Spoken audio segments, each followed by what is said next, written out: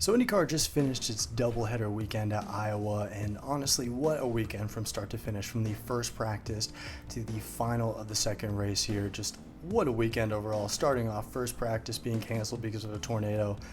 Absolutely insane. Changed up qualifying for both of the days, but going with the tornado real quick, the most Midwest thing I think I've ever seen. All the crew and drivers just standing out there watching it. Crazy, love it. Most Midwest thing ever. But getting into the actual qualifying, so it was split up. So lap number one for qualifying was going to be for race number one, and then your qualifying for race number two is going to be lap number two.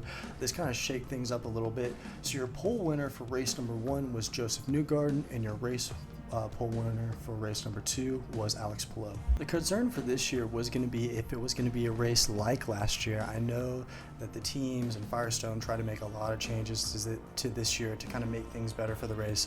The tire degradation for this year, we did multiple tests at Iowa to see if that would last and how those would hold up, adding more downforce to the car. So it's going to be interesting to see, which I thought this weekend gave us a way better weekend than we saw last year at Iowa.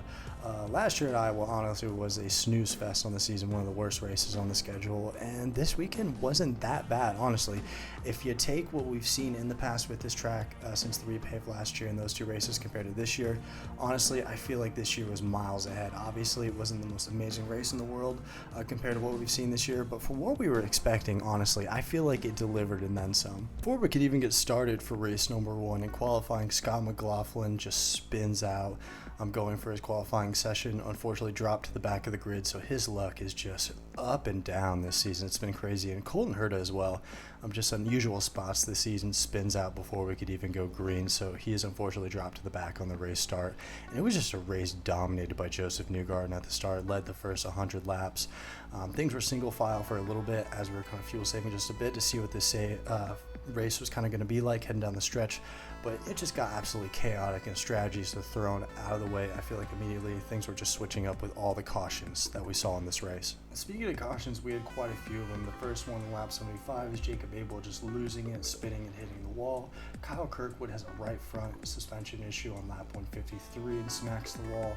Callum Island just loses it and spins on lap 176, and then Nolan Siegel later in this race towards the end, lap 248, just loses the rear a bit, hits the wall really hard. Yeah, just absolutely crazy, and this just threw things, I feel like, out a little bit in terms of strategy. Drivers weren't able to get a full green flag stint, so things were just switching up. Pit lane was going to be really dicey in terms of how this finish was going to go, and that's pretty much where we saw some of the battles, as we had some great battles in this race, especially between two drivers who usually in the ovals are very good and always seem to compete with each other, Joseph Newgarden and Pat O'Ward. And as we got closer to this finish, it seemed like things were looking like we were going to have a great finish. Joseph Newgarden and Pat O'Ward were just having some great battles on the day, and then you had Scott McLaughlin and then Will Power battling for a podium position between those two. Connor Daly was up there for a little bit today even, which was crazy to see, so he had a great weekend overall. Some really good stories on the day, I feel like, for day number one and day number two, but once we got closer to this finish for race number one, it was just between Pat O'Ward and Joseph Newgarden.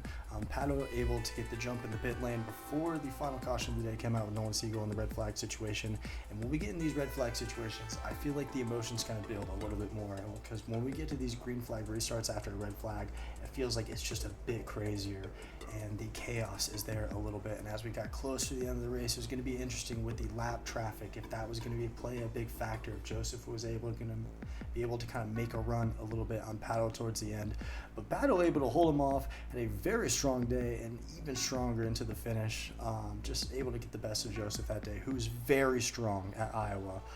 So that just says to what a great day Pat O'Ward had in race number one. Gets his first win for McLaren this season, and McLaren's just first win this season overall in general. We finally have a different winner once again, so we have 4 winners on the season overall. So race number one, honestly, I feel like really delivered, especially compared to last year. It was a lot better than what people were thinking. So I felt like that kind of made things feel a little bit easier as we headed into race number two.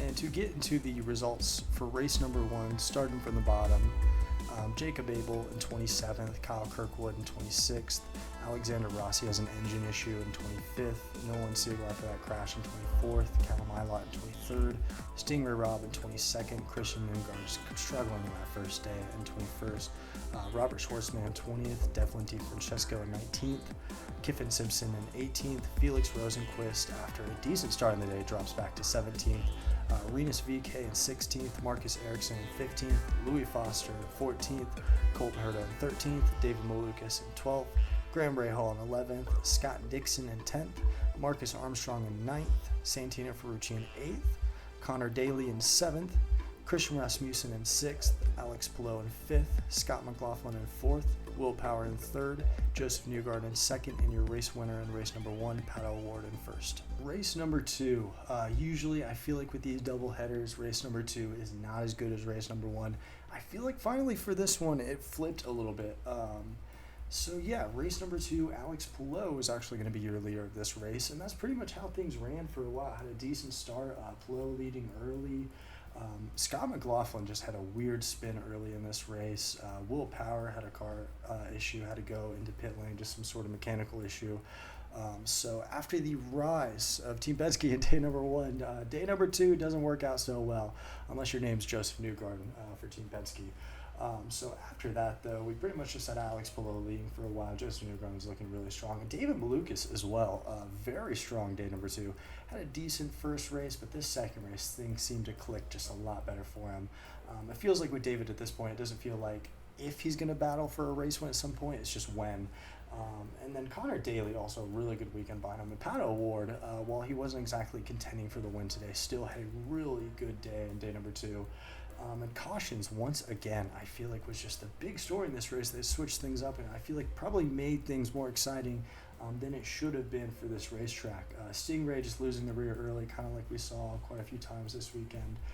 Marcus Ericsson and just Andretti overall just struggling. I don't know what the hell happened with the cars this weekend, but all 3 cars in these races this weekend, all 3 had some sort of like right tire suspension failure or some sort of issue with the right front. Kyle Kirkwood has it first in day number 1, Marcus Ericsson has it in day number 2, and then late in the day number 2, Colton Herta has it late in the race. So Andretti just really struggling on the weekend, which is just unusually like them. So that was crazy to see. Yeah, and then as we got kind of closer to this, one of the things that hurt for some of the drivers was going to be the gamble of pitting early. Joseph Newgarden got hurt with this twice. That first time with the Marcus Ericsson incident, he was in pit lane, then the caution came out, so unfortunately moved to the back, made his way up, surprisingly, which was crazy. It was pretty much a battle between Alex Palou and David Malukas for a bit, and then Joseph just rockets himself up there and puts himself into contention and able to actually get the lead on Alex Palou. It was looking really good for Joseph for a while. It was just going to be for those last 70 laps how things are kind of going to transpire in terms of if they were going to save enough fuel and if the tires were going to hold on. And for the Chevys, it did not work out as well on the strategy, I feel like, in terms of the Hondas, which we saw later in this race. So things were looking really good. It looked like possibly that David was going to contend for a win at some point. Joseph was looking really strong. Palou just trying to hold on as much as possible. And then we had the big moment at the end of this race. Joseph Newgarden, David Malukas hits the pits along with some of the other Chevys, just getting kind of like a splash of fuel, and they are going to be off to the races. Things are looking decent as we get closer to this finish, as long as there isn't a caution, and a caution comes out, which absolutely saves Alex Palou. Able to pit under caution along with Scott Dixon, Marcus Armstrong, and a few others. Able to come out, runs in first on the restart. The Chevys are more in the back and 8th or below. And this pretty much just helps Alex Palou as he is able to coast to a victory. Scott Dixon tried to put pressure on behind him, but it didn't really work out. Marcus Armstrong also had a really strong day, finishing 3rd. And yeah, David was able to make up a few spots on the restart, but just not able to move up there. Joseph kind of fell back quite a bit. Pato able to make up some spots and have a decent finish, but just what a break from the Honda cars, man. I mean, what a break at the end after Herta has that right front suspension issue. yeah, really lucking out in the strategy there. But I mean, well earned too. I mean, Alex Palou worked his ass off, earned this victory. The strategy was great on the day. You got to have luck on your side too to win these races, which clearly that 10 team has a lot of it. I don't know what the hell they have, but I mean, Chip Ganassi running 1-2, so that team is just on some hell of a high right now, man. They are celebrating. I mean, the team overall is doing well. The 10 team is just absolutely killing it. Another race win on the season. I mean, we've said that time and time again with Alex Palou. So honestly, race number 2 really delivered. The finish wasn't as exciting as yesterday. That was kind of just a buzzkill, just a little bit. But the race itself, honestly, was really damn good. That second group especially seemed to work a lot better in race number 2. But overall, a decent day and just decent for the event and the kind of race that we can kind of have at Iowa. And moving on for your race number 2 results, starting from the back. In last place, Nolan Siegel, after he had that mild concussion, so did not race, didn't have a replacement for him. Hopefully he gets better. Scott McLaughlin in 26th after the spin. Devlin DiFrancesco in 25th after having an issue early in this race. Will Power in 24th after having that mechanical issue. Stingray Robb in 23rd after the spin. Marcus Ericsson in 22nd. Callum Ilott in 21st. Colton Hurd in 20th. Graham Rahal in 19th. Kyle Kirkwood in 18th. Alexander Rossi in 17th. Connor Daly in 16th. Santino Ferrucci in 15th. Louis Foster in 14th, Kiffin Simpson in 13th, Renus VK in 12th, Jacob Abel in 11th. Great to see for the 2 Dale Coyne cars, by the way. I want to bring that up real quick. Able to pull away 11th and 12th for them, which is great to see. Joseph Newgard in 10th, dropped a little bit after that restart, but still able to pick up a top 10 finish. Robert Schwartzman in 9th, Christian Rasmussen in 8th, Felix Rosenquist in 7th, Christian Lundgaard in 6th. Great bounce back after race number 1. Pato O'Ward in 5th, David Malukas in 4th, Marcus Armstrong in 3rd, Scott Dixon in 2nd, and Alex Palou, your race winner for race number 2, in 1st. Getting into the driver shoutout section for both of the races, starting off with Alex Palou, finishing 5th and then 1st. Obviously race win in race number 2, so great to see. Adds on to that resume. Another win this season, absolutely crazy, chasing that record that AJ Foyt set many years ago. Hopefully he can break that. That'd be crazy to see. But another win for him. Getting closer to that championship. I mean, this guy is just pretty damn good, and you can never count him out. Pato O'Ward, the flip of that, first in race number 1, gets a win. Great to see for his season.